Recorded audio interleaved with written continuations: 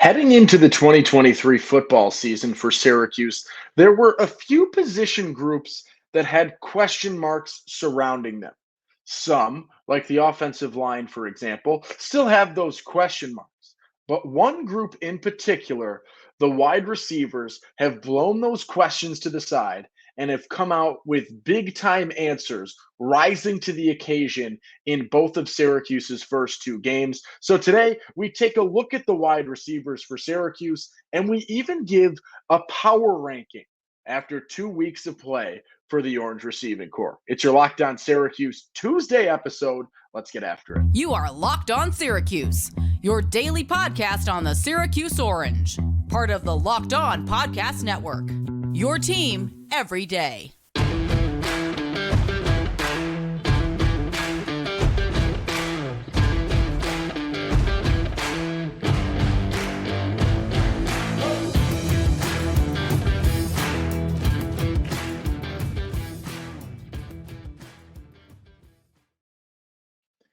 Well, what's up? What's happening? Welcome to your Locked On Syracuse Tuesday episode. It's a boy OV saying thank you so much for making Locked On Syracuse your first listen today and every day. We're free and available wherever you get podcasts. That's part of the Locked On Podcast Network. It's your team every day. And today's episode is brought to you by Game Time. Download the Game Time app, create an account, and use code Locked On College for $20 off your first purchase. Today, we are talking Syracuse football. We are talking Syracuse's offense, and we are talking more specifically the position group that I think has come out and answered questions the strongest so far this season. There were a few groups that had big question marks looming over them heading into the year. The offensive line, the receivers, and a little bit with the defensive backs, although those questions I don't think were as severe as the questions that surrounded the O-line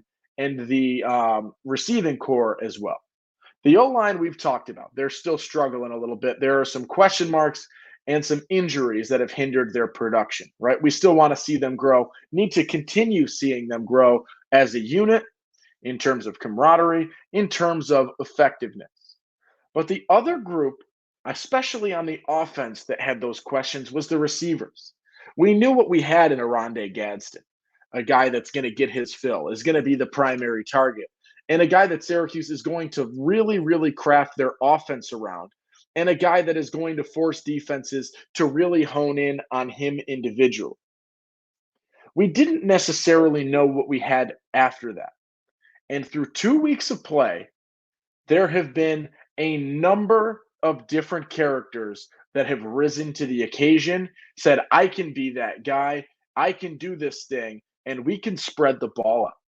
And for the first time in a couple of years, it feels like Syracuse really does have that receiving depth that you've been looking for, the number of different options. And you could also throw the fact in there that it seems like through 2 weeks, Garrett Schrader is doing a better job of moving the ball around, finding different targets, and being able to succeed in that regard. So it's a little bit of Schrader being able to get further in progressions, being a little bit more mature, smarter, a better quarterback at this point in time. And it is also the depth, right? Last year you saw Oronde Gadsden with almost 1,000 yards, just shy. And then you had a couple of middling guys, Devon Cooper, Damian Alford in the mix, some guys that are going to get 2, maybe 3 catches a game. And that was sort of it. But since then, in 2023, you've really started to get a number of different guys stand out. And I'll put the stats up through 2 weeks of Syracuse's top 6 targets if you're watching on YouTube.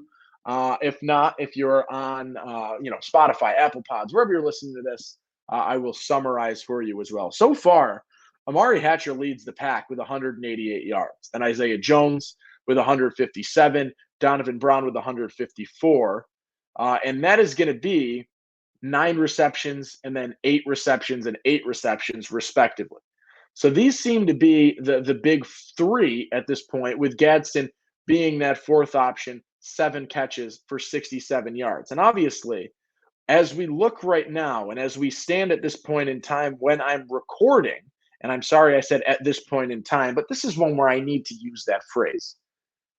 Right now, we're not sure what's the case with Oronde Gadsden. I'm recording this Monday afternoon. Dino Babers said in his press conference today that they're not going to know until the team doctors get there after 5 o'clock. So this is news that maybe comes out tonight in terms of Monday night before Tuesday. But right now, we're not sure what the case is with Oronde Gadsden.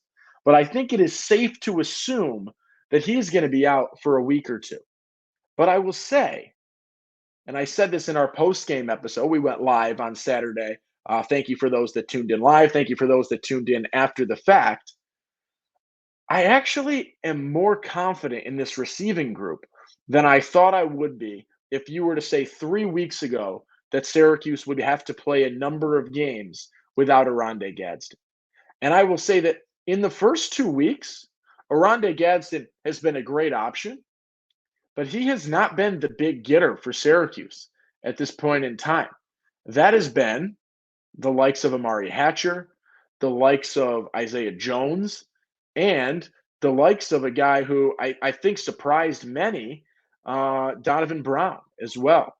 These are the three guys that are leading the pack at this point in time in terms of receptions and in terms of yards and yards per catch.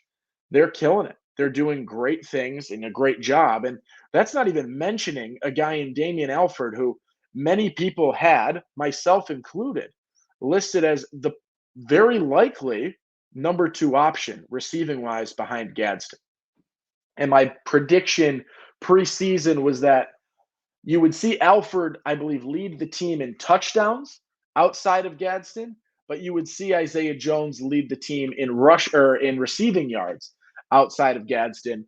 And right now, the receiving yards for Jones is looking okay, but Damian Alford is right there, right? Not quite establishing himself as that end zone guy. Obviously, had that big drop in the end zone against Western Michigan on Saturday. That definitely looms large. He would have 2, be tied for the team lead in receiving touchdowns with Isaiah Jones at that point. Amari Hatcher could easily have 2 as well. Almost got in 2 times in the season opener against Colgate. But what I have right now and what I see right now, and something that I don't think all too many of us, and maybe I'm more alone than I thought in this, but I don't think all too many of us expected to see this many names rise to the top so quickly in terms of who wants to be that guy in this receiving group. And having this many names rise to the top is a beautiful problem to have for Syracuse. I know Dino Babers said preseason he wants to find a few guys that stand out. He wants to almost have a hierarchy in terms of the receiving group.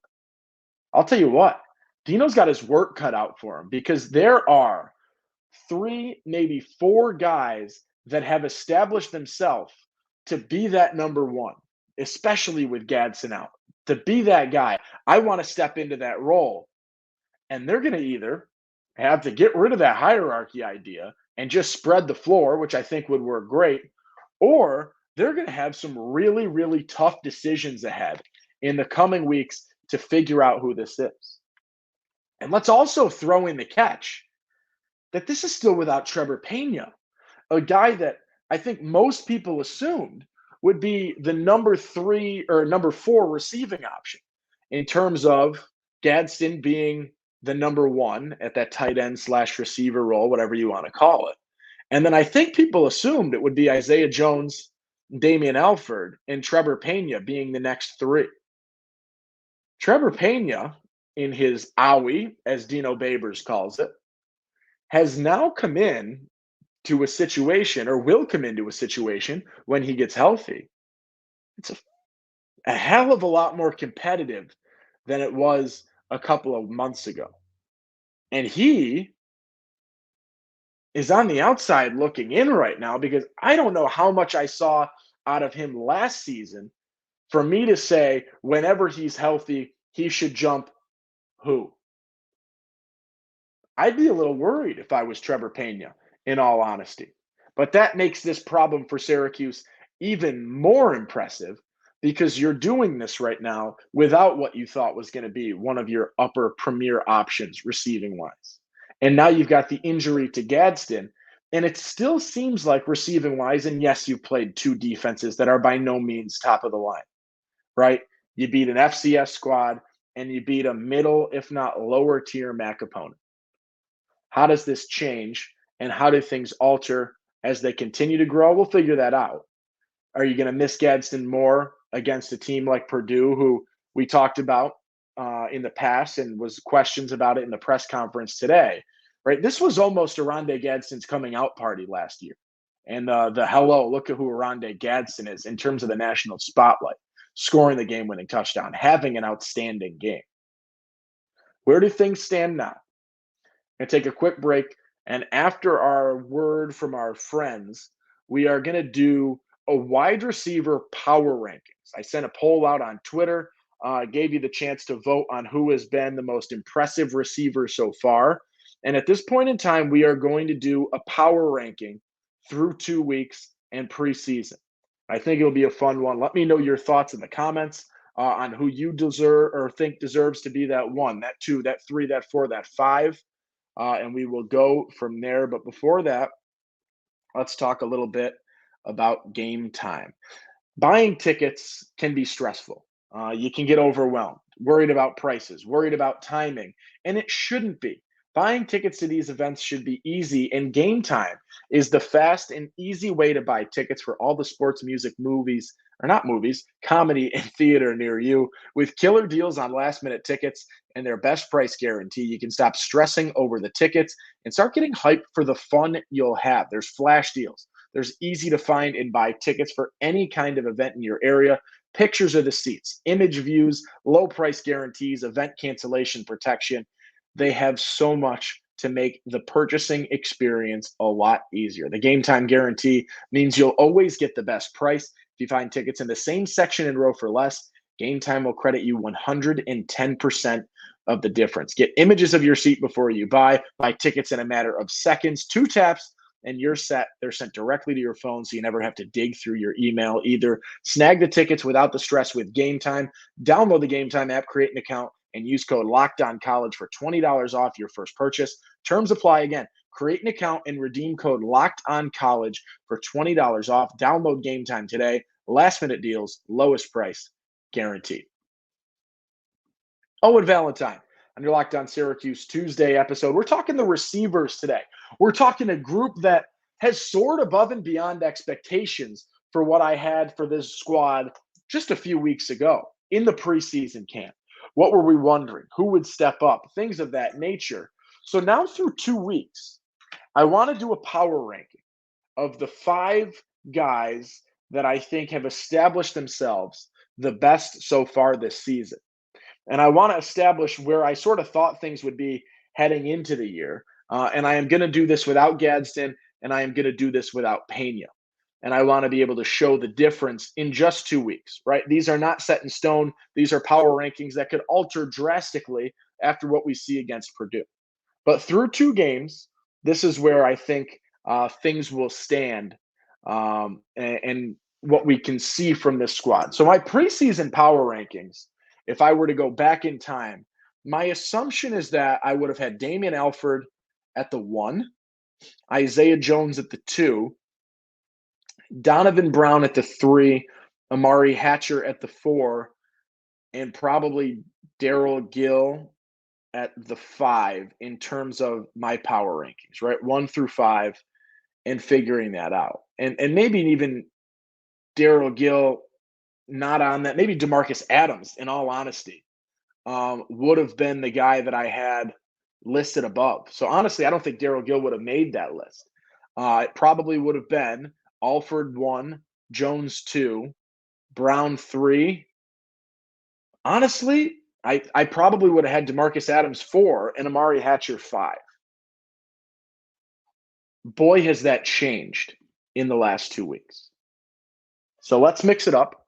Let's take a look at our power rankings because DeMarcus Adams at this point has 0 catches on the season, unless I missed something. Has been doing a pretty solid job in the return game, I will say, but has no catches. He drops off the list entirely. You get a guy in Daryl Gill who makes the list that wasn't originally on the list. And you've got a lot of shakeup at the top. So my 5 right now in the power rankings, I'm going to have Daryl Gill at the 5. I like what he's done a lot. He is very, very much impressed me in the early going. He's got 5 catches for 45 yards, just under 10 yards a catch at this point. I like it. I think he's a good option. I'm not exactly sure what he does in the more starter role. He's been a guy that's come in later on in the second half, played a little bit while Del Rio Wilson was running the way, especially in the second half. Once Schrader and a lot of the first team guys have been pulled, I've seen Gill rise to the top. And he had that big, big play and a really fun move to find pay dirt against Colgate in week 1. He was one of the 7 scorers for Syracuse on the offense in week 1. Awesome. I like what he's done. He's not a guy that I expected to really see or be a big impact guy, but good for him to see someone as surprising as that to come in as a true freshman and do some solid things. The kid's from Texas. He's got some speed. He's got some moves. Very much surprised me so far. He gets I don't know if I want to say the biggest wow factor in terms of true surprise, but he is definitely the most unexpected guy on this list in terms of truly outdoing what I thought. Because honestly, I don't know if I expected him to really play all too much. And he's a guy that through 2 games has shown enough to maybe be getting in more significant spots than I think I had anticipated. So I'll put Daryl Gill at the 5. Here's my take, and this is going to be the most volatile in terms of a guy that I think can jump the most between this week and next week. But right now, Damian Alford is the 4. Damian Alford, I don't want this to be a knock on him, but I am going to say that statistically and what I've watched through 2 weeks, this is where he falls. Damian Alford is the 4 at this point. Through 2 games, he is number 4 on this power ranking, and you could honestly maybe even present the case that Daryl Gill should be above him. I'm not going to do that yet because I think Alford plays in more significant snaps, and I think Alford has a little bit more to offer with the 6'6" frame. With that play he made on the sidelines against Western Michigan, albeit just a shade out of bounds. But he's got a drop in the end zone and a play that you're going to want back, and a play that he probably catches that ball 19 times out of 20, 99 times out of 100, but he did drop it. And he hasn't done all too much through 120 minutes of game clock. Now, it was brought up on Twitter, and I think this is a fair point, and let me talk while I pull this up, that maybe it is worth it to consider that they could be holding on to some things for Alford and maybe not using him as much. David KG, I don't know how to say it, talked about how he could be reserving the looks a little bit heading into the bigger games. That is a possibility. But what we've seen, and I want this to be based on what we've seen, especially, he's in the 4. He's got that factor, though. He's got that ability. And I think he will rise higher in these rankings the longer the season progresses. But right now, he hasn't shown me a ton. He's a good player. He will be a good player. But right now, we got to see a little bit more out of our guy number 5 to rise up these rankings. My number 3, and this is where things get so close because you look at the stats between Amari Hatcher, Isaiah Jones, and Donovan Brown. And you've got really, really close yards-wise. About 34 yards separate the 3 of them. The yards per catch is a 1.5 yard per catch difference between them. Very, very close. One of them's got 2 scores. 2 of them have 1 score. They're very, very much neck and neck, and this is a hard decision to make. The 3 right now, I'm going to give to Donovan Brown. Donovan Brown has impressed me tremendously, but the reason I've got him at the 3 and this is even a little bit funky, and you could argue that maybe I'm wrong, but so much of Donovan Brown's numbers came off of that one play, right? An 85-yard score, I believe it was. So when you take that out, it's a little bit more middle of the pack. And I know that you've got, almost a 50-yard catch from Hatcher in the mix and almost a 50-yard catch from Jones in the mix. It was 86 yards was Donovan Brown's touchdown. When you take that out, the yards per catch are not incredible. And I think that's why I have him at the 3. This is not a knock on his performance because he has very much risen to the top. And it's a nod to him. And he is so quick and so fast that he is going to succeed on this roster and in this team. But I've got him at the 3 just because of how much of his stats at this point in time are a result of that one play. And it's a play that they said after the game, he and Schrader practice daily, that roll out to the right and find him so that he can break free and use the speed that he's got. And it's hard to catch him, almost impossible to catch him. That's how quick he is. But I'm going to keep him at the 3 for now, based on the fact that there is a little bit more that I've seen in terms of consistency from the other 2 above him at this point.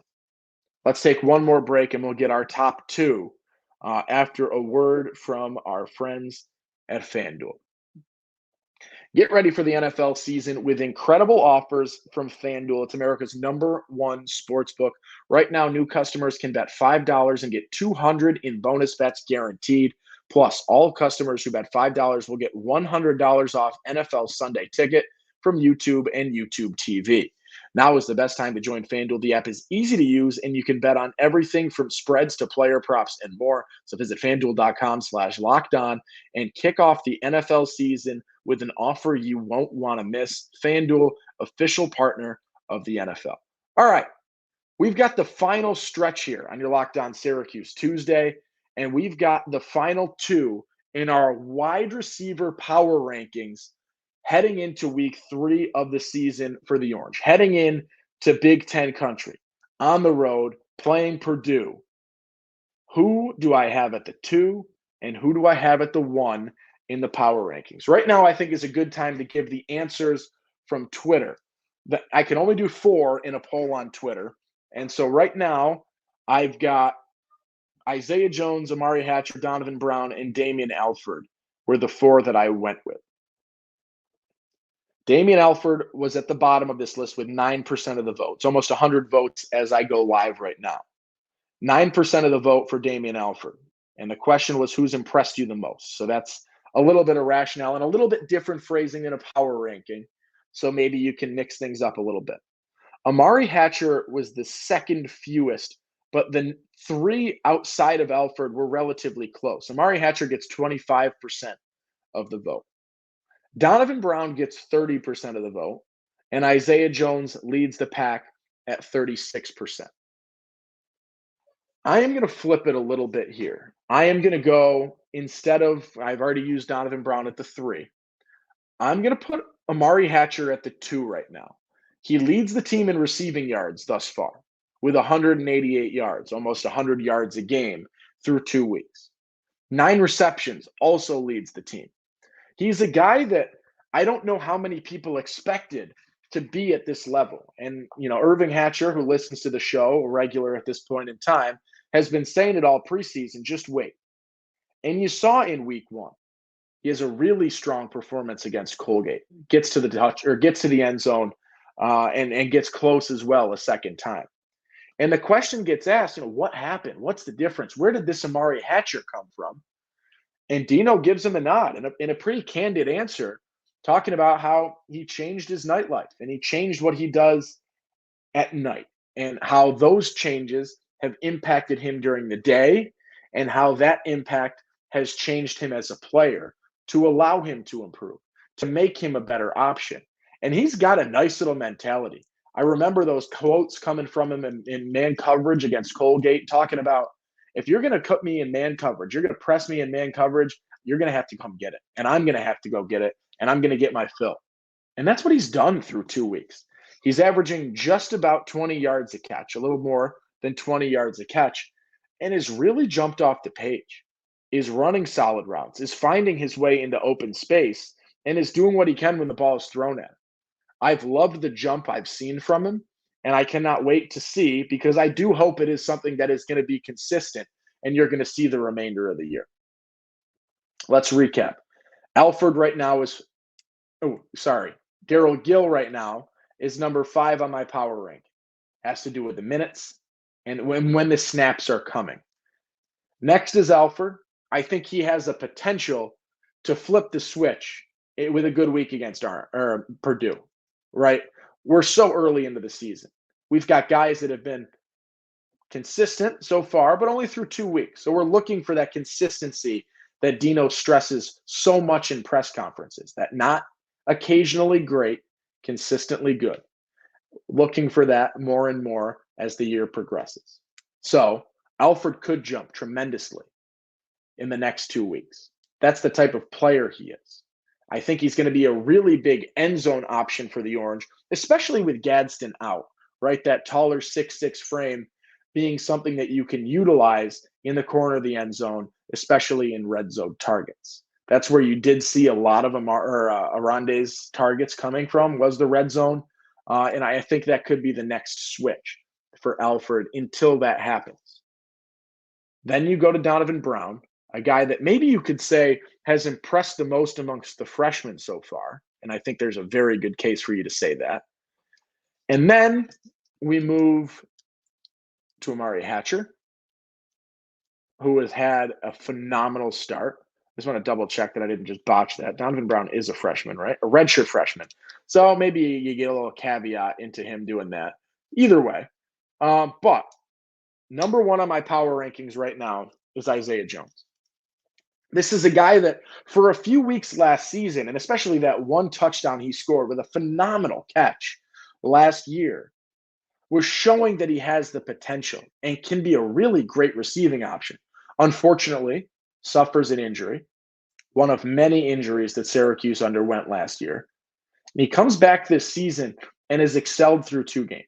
The only Syracuse receiver with multiple touchdowns so far through 2 weeks.